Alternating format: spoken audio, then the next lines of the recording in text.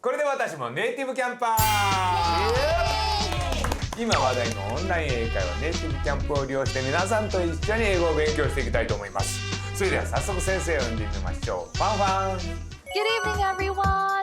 Welcome to Native Camp. How are you doing? I'm fine. Great. I'm teacher Fanfan. Let's learn some English together. What is today's lesson? Today, we'll play a word association game. 本日は連想ゲームをやりたいと思います。あるものの特徴を言うので皆さんは何を指しているか英語でお答えください。それでは行きましょう。ファンファンプリーズスタート。 Okay, let's get started. The first clue is it's part of the body. これで第一ヒントで言っちゃう可能性あります。みんな、はい、おゆきいけ。はい。はい。No. No。はい。英語でいけ。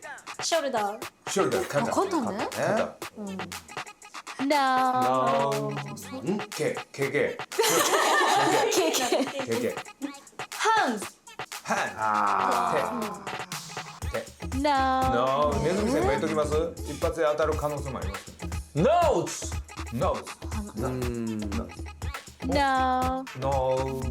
マウス。まず簡単だな。ネズミだ。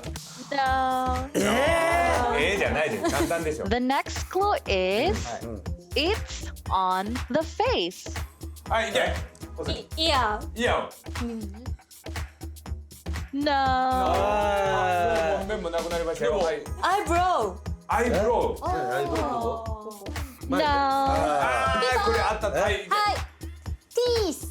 ティース。は？ティース。 No. あれ。よーしもう俺しかないでしょ。テンプル。 No. なんだよ。チン。あ、ダメですよ。これ当たったらもう罰ですよ。 No. あれ。 The clue is it's the name of a cosmetic product. いいですか？いけいけいけ本当に正解していいですか？チーク。チーク。 Cheek is correct. 最後なんてヒント言ってた。コスメティック。化粧品。